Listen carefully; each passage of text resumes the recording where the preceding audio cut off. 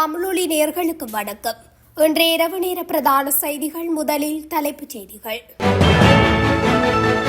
வடக்கு கிழக்கு உட்பட பல பகுதிகளில் நாளைய தினம் கொட்டி தீர்க்கப் போகும் மழை. நாடாளுமன்ற பிரதி செயலாளர் நாயகம் பணியிடை நிறுத்தம். அரச வெசாக் நிகழ்வு தொடர்பில் வெளியான தகவல். தனியார் ஊழியர்களுக்கு ஓய்வூதியம் அரசாங்கம் எடுக்கவுள்ள நடவடிக்கை. விரைவில் இடையவுள்ள ரணில் மற்றும் சஜித் தரப்பு. நுவரெலியா ஹட்டன் பிரதான வீதியில் இரு வாகனங்கள் மோதி விபத்து. ஆபாச படங்களை காண்பித்து சிறுமி 5 மாதமாக பலரால் வன்புணர்வு. கிழக்கில் நடந்த பயங்கரம். யாழில் இரவோடு இரவாக வெளியேறிய ராணுவம் 30 ஆண்டுகளின் பின் மக்கள் மகிழ்ச்சி. 800 கிலோ சுறா மீன்களுடன் 7 பேர் கைது. யாசக பெண் கொடூரமாக கொலை, போலீசில் சரணடைந்த இளைஞன். தொடர்பென விரிவான செய்திகள்.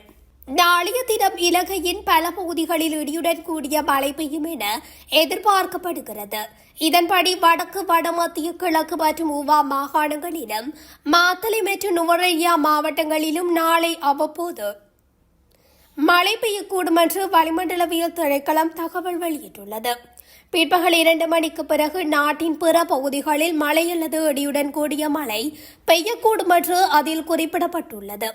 வடக்கு மற்றும் கிழக்கு ஊவா மற்றும் சப்ரகமுவ மாகாணங்களிலும் மாத்தளை, பொலனறுவை மாவட்டங்களிலும் சில இடங்களில் 50 மில்லிமீட்டருக்கும் அதிகமான கனமழை பெய்யக்கூடும் என்று அந்த அறிக்கையில் மேலும் தெரிவிக்கப்பட்டுள்ளது. மேற்கு சப்ரகமுவ, மத்திய மற்றும் ஊவா மாகாணங்களிலும் காலி மற்றும் மாத்தறை மாவட்டங்களிலும் சில இடங்களில் படிமூட்டமான நிலை காணப்படும் என்று வளிமண்டலவியல் திணைக்களம் அறிவித்துள்ளது. நாடாளுமன்ற பிரதி செயலாளர் நாயகமும் பணிக்குழாம் பிரதானியுமான சமீந்த குலரத்ன பணியிடை நிறுத்தம் செய்யப்பட்டுள்ளார். அதன்படி நேற்று முதல் அமலுக்கு வரும் வகையில் இந்த பணியிடை நிறுத்தம் மேற்கொள்ளப்பட்டுள்ளது. அவரது நியமனம் தொடர்பில் எழுந்துள்ள சிக்கல் நிலை காரணமாகவே இந்த தீர்மானம் மேற்கொள்ளப்பட்டுள்ளதாக தெரிவிக்கப்பட்டுள்ளது. எவ்வாறாயினும் பணியிடை நிறுத்தம் செய்யப்பட்ட பிரதி செயலாளர் நாயகம் சமீந்த குலரத்னவிடம் விளக்கம் கேட்கப்படாததால் இந்த விடயம் தொடர்பில் அவதானம் செலுத்த வேண்டிய அவசியம் இந்த ஆலோசனைக் குழுவில் தெரிவிக்கப்பட்டுள்ளமை குறிப்பிடத்தக்கது. 2026 ஆண்டுக்கான அரச வெசாக் விழாவை மே மாதம் 30 நடத்துவதற்கு திட்டமிடப்பட்டுள்ளதாகவும் இது தொடர்பில் மல்வத்து மற்றும் அஸ்கரிய பீடங்களின் மகாநாயக தேரர்களுக்கு அறிவித்துள்ளதாகவும் அரசு நிர்வாகம், மாகாண சபைகள் மற்றும் உள்ளூராட்சி அமைச்சர் பேராசிரியர் சந்தன அபேரத்ன தெரிவித்துள்ளார். 3 நிகாயக்களின் மகாநாயக தேர்களின் கோரிக்கையை கருத்தில் கொண்டு போயா குழுவின் பரிந்துரைக்கு அமைய இந்த தீர்மானம் எடுக்கப்பட்டுள்ளதாக அவர் குறிப்பிட்டுள்ளார். அதற்கமைய ஜனாதிபதியின் ஆலோசனைப்படி போயா குழு கூடி மே மாதம் 30 அரச வெசாக் விழாவை நடத்துவதற்கு இணக்கம் வெளியிட்டுள்ளதாக பேராசிரியர் சந்தன அபேரத்னம் மேலும் தெரிவித்துள்ளார். தனியார் மற்றும் அரை அரசு துறைகளில் பணியாற்றும் ஊழியர்களுக்கு ஓய்வூதிய திட்டத்தை அறிமுகப்படுத்துவதில் அரசாங்கம் கவனம் செலுத்தி வருவதாக தொழிலாளர் பிரதி அமைச்சர் மஹிந்த ஜெயசிங்க தெரிவித்துள்ளார். நேற்றைய நாடாளுமன்ற அமர்வில் கலந்து கொண்ட போதே அவர் இந்த விடயத்தை குறிப்பிட்டுள்ளார். தனது சமீபத்திய அறிக்கையை பிரதி அமைச்சர் ஊழியர் சேமலாப நிதி மற்றும் ஊழியர் நம்பிக்கை நிதி ஆகியவற்றுக்கு இடையான வேறுபாட்டை தெளிவுபடுத்தியதாகவும் EPF ஓய்வூதிய திட்டமாக மாற்றப்படும் என்று தான் ஒருபோதும் கூறவில்லை என்று குறிப்பிட்டுள்ளார்.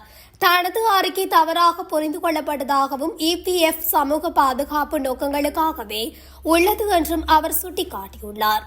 அது அவ்வாறே இருக்க தனியார் மற்றும் அரச அரை துறைகளில் உள்ள தொழிலாளர்களுக்கு தனி ஓய்வூதிய திட்டத்தை வழங்குவதில் அரசாங்கம் கவனம் செலுத்துகிறது என்று அவர் வலியுறுத்தியுள்ளார். ஐக்கிய தேசிய கட்சி மற்றும் ஐக்கிய மக்கள் சக்தி ஆகிய கட்சிகளின் தலைவர்களிடையே இன்று பிற்பகல் மற்றொரு விசேட சந்திப்பு இடம்பெற்றுள்ளது. அதன்படி இந்த சந்திப்பின் நோக்கம் எதிர்காலத்தில் குறித்த இரு கட்சிகளும் இணைந்து செயல்படுவதற்கான பரந்த ஒருமித்த கருத்தை எட்டுவது எனவும் தெரிவிக்கப்பட்டுள்ளது. கொழும்பில் உள்ள தாஜ் சமுத்ரா ஹோட்டலின் கொழும்பு கிளப்பில் மதிய உணவு கூட்டமாக குறித்த கூட்டம் நடைபெற்றுள்ளது. குறித்த கூட்டத்தில் ஐக்கிய மக்கள் சக்தி சார்பாக கட்சியின் தலைவர் சஜித் பிரேமதாச, பொதுச் செயலாளர் ரஞ்சித் மதுப பண்டார மற்றும் எதிர்க்கட்சித் தலைவரின் மூத்த ஆலோசகர் லக்ஷ்மண் பொன்சேகா ஆகியோர் கலந்து கொண்டனர். ஐக்கிய தேசிய கட்சி சார்பாக கட்சியின் பிரதி தலைவர் ருவான் விஜயவர்தன, பொதுச் செயலாளர் தலதா அத்துக்கோரல, அகிலபுராஜ் காரியவசம், நவீன் திசாநாயக்க, தேசிய அமைப்பாளர் சாகல ரட்நாயக் ஆகியோர் கலந்து கொண்டனர். இரு கட்சிகளின் உள்ளக வட்டாரங்களின்படி இரு கட்சிகளின் எதிர்கால நடவடிக்கைகள் தொடர்பில் இந்த கலந்துரையாடலின் போது பல பயனுள்ள தீர்மானங்கள் மேற்கொள்ளப்பட்டுள்ளன. ஐக்கிய தேசிய கட்சியுடன் அரசியல் உடன்பாட்டை எட்டுவதற்காக சஜித் பிரேமதாசவுக்கும் ஐக்கிய தேசிய கட்சி தலைவர்களுக்கும் இடையிலான முதல் கலந்துரையாடல் கடந்த ஆண்டு டிசம்பர் மாதம் 30ஆம் தேதி அன்று இடம்பெற்றிருந்தது. மேலும் இன்றைய சந்திப்பு தொடர்பான செய்தியில் கலந்துரையாடல்கள் மிகவும் வெற்றிகரமாக இருந்ததாகவும் கலந்துரையாடல்கள் வெற்றிகரமான முடிவுக்கு கொண்டு செல்லப்படும் என எதிர்பார்ப்பதாகவும் சஜித் பிரேமதாச தனது உத்தியோகபூர்வ எக்ஸ் தளத்தில் பதிவிட்டுள்ளார். நுவரெலியா ஹட்டன் பிரதான வீதியில் கார் மற்றும் சிறிய ரக லொரி மோதி விபத்து இடம்பெற்றுள்ளதாக போலீசார் தெரிவித்தனர். குறித்த விபத்து கொட்டக்கலை பிரதேச சபைக்கு அருகில் இன்று காலை 10 மணியளவில் இடம்பெற்றுள்ளது. கடவளை பகுதியில் இருந்து நுவரெலியா நோக்கி புறப்பட்டு சென்று கொண்டிருந்த காரும் கொட்டக்கலை பகுதியில் இருந்து ஹட்டன் பகுதியை நோக்கி வந்து கொண்டிருந்த லோரியும் மோதியே இந்த விபத்து இடம்பெற்றுள்ளது. விபத்தில் லோரி சாரதிக்கு சிறு காயங்கள் ஏற்பட்டுள்ளதுடன் கார் சாரதிக்கு அவ்வித பாதிப்பும் ஏற்படவில்லை என தெரிய வருகிறது. விபத்து தொடர்பான மேலதிக விசாரணைகளை போலீசார் முன்னெடுத்து வருகின்றமை குறிப்பிடத்தக்கது. அம்பாறை நிந்தவூர் பகுதியில் கடந்த 5 மாதமாக நடைபெற்று வந்த ஆபாச நடவடிக்கைகளில் 12 வயது சிறுமி பல்வேறு சந்தேக நபர்களால் வற்புறுத்தப்பட்டதாக போலீசார் தெரிவித்தனர். 2025 12ஆம் மாதம் 11ஆம் தேதியன்று 12 வயது மதிக்கத்தக்க தனது சொந்த மகளை கூட்டு பாலியல் துஷ்பிரயோகம் செய்த தந்தை உட்பட ஏனைய 5 சந்தேக நபர்கள் விளக்கமறியலில் வைக்கப்பட்டிருந்தனர். குறித்த சம்பவத்துடன் தொடர்புடைய ஏனைய தலைமறைவாகிய 3 சந்தேக நபர்களையும் போலீசார் கைது செய்ய மேலதிக விசாரணைகளை மேற்கொண்டிருந்தனர். இதன்போது குறித்த சம்பவத்துடனான வழக்கு சமாந்துறை நீதிமன்ற நீதிவான் முன்னிலையில் கடந்த தவணை நடைபெற்ற போது விளக்கமறியலில் வைக்கப்பட்ட தந்தை தவிர ஏனைய 4 சந்தேக நபர்களை ஒரு சந்தர்ப்பத்தில் அடையாள அணிவகுப்பிற்கு உள்ளாக்கப்பட்டிருந்தனர். பாதிக்கப்பட்ட சிறுமி 4 சந்தேக நபர்களையும் அடையாள அணிவகுப்பில் சரியாக இனம் காட்டினார். பாதிக்கப்பட்ட 12 வயதான சிறுமி பாதுகாப்பு கருதி வெளிமாவட்டம் ஒன்றில் உள்ள சிறுவர் காப்பகம் ஒன்றில் தங்க வைக்கப்பட்டுள்ளார். மேலும் கூட்டு பாலியல் துஷ்பிரயோகம் செய்து தலைமறைவாக இருந்த எஞ்சிய 3 சந்தேக நபர்களில் இறுதியாக ஒலிவேரியன் கிராமத்தில் வைத்து கைதான சந்தேக நபர் கல்முனைக்குடி பகுதியை பிறப்பிடமாகவும் அக்கறை பெற்ற பகுதியை வசிப்பிடமாகவும் கொண்ட குடும்பஸ்தரின போலீசாரின் ஆரம்பகட்ட விசாரணையில் இருந்து தெரிய வந்துள்ளது. சந்தேக நபர் தொடர்பில் ஆரம்பகட்ட விசாரணைகள் முடிவடைந்த பின்னர் இன்று ஒரு மறைக்கப்பட்ட நிலையில் சமாந்துறை நீதிமன்ற நீதவான் நூர்டீன் முகமது அர்ஜூன் முன்னிலையில் ஆஜர்படுத்தப்பட்டார். இதன்போது சந்தேக நபரை எதிர்வரும் பிப்ரவரி மாதம் 2ஆம் தேதி அடையாள அணிவகுப்பிற்கு உட்படுத்த பணிபுரி விடுத்த நீதிவான் வழக்கிற்கான மருதவணைக்கு ஒத்திவைத்தார்.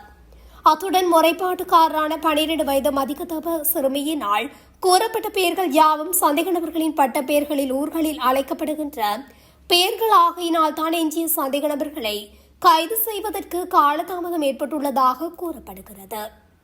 யாழ்ப்பாணம் சொலிபுரம் பகுதியில் கடந்த 30 ஆண்டு காலமாக முகாமிட்டு இருந்த ராணுவத்தினர் நேற்றிரவு அந்த முகாமை விட்டு முழுமையாக வெளியேறியுள்ள நிலையில் ராணுவத்தினர் சங்கானை படை முகாமுக்கு சென்றுள்ளதாக தெரிவிக்கப்படுகிறது.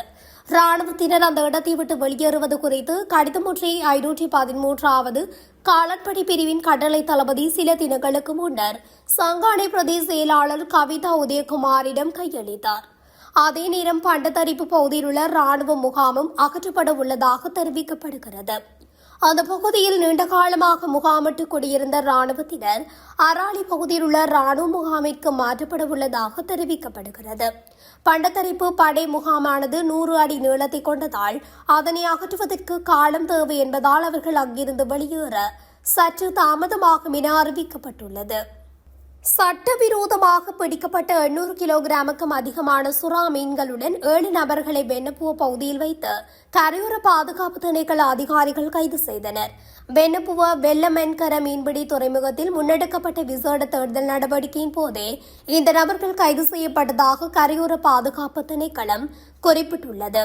சட்டவிரோதமாக பிடிக்கப்பட்ட 876 கிலோ 200 கிராம் நிறையுடைய சுறா மீன் தொகுதி பல நாள் மீன்பிடி படகொன்றினுள் மறைத்து வைக்கப்பட்டிருந்த நிலையிலே இவ்வாறு கண்டுபிடிக்கப்பட்டுள்ளது. கைது செய்யப்பட்ட 7 சந்தேக நபர்களும் மேலதிக விசாரணைகள் மற்றும் சட்ட நடவடிக்கைகளுக்காக வெனப்புவ மீன்பிடி பரிசோதகர் அலுவலகத்தில் ஒப்படைக்கப்பட்டுள்ளதாக தெரிவிக்கப்படுகிறது. கண்டியில் தொட்டகை மூடு மாவட்ட பகுதியில் இளைஞர் ஒருவன் யாசக பெண் ஒருவரை கொடூரமாக கொலை செய்துள்ளதாக கண்டி போலீசார் தெரிவித்துள்ளனர். இந்த கொலை சம்பவம் வெள்ளிக்கிழமை பிற்பகல் இடம்பெற்றுள்ளதாக போலீசார் தெரிவித்துள்ளனர். சந்தேக நபரான இளைஞன் கண்டி போலீஸ் நிலையத்தில் சரணடைந்ததை அடுத்து போலீசாரால் கைது செய்யப்பட்டுள்ளார். கைது செய்யப்பட்டவர் கண்டி பகுதியைச் சேர்ந்த 30 வயதுடைய இளைஞன் ஆவார். ஜாசக பெண்ணுக்கும் இளைஞனுக்கும் இடையில் ஏற்பட்ட தகராறு காரணமாக கொலை இடம்பெற்றுள்ளதாக போலீஸ் விசாரணையில் தெரியவந்துள்ளது. இந்த கொலை சம்பவம் தொடர்பான மேலதிக விசாரணைகளை கண்டி போலீசார் மேற்கொண்டு வருகின்றனர். இத்துடன் தமிழொலியின் இன்றைய இரவு நேர பிரதான செய்திகள் நிறைவடைகின்றன. தொடர்ச்சியாக செய்திகளை அறிந்து கொள்ள தமிழொலி ஊடகத்துடன் இணைந்திருங்கள். நன்றி, வணக்கம்.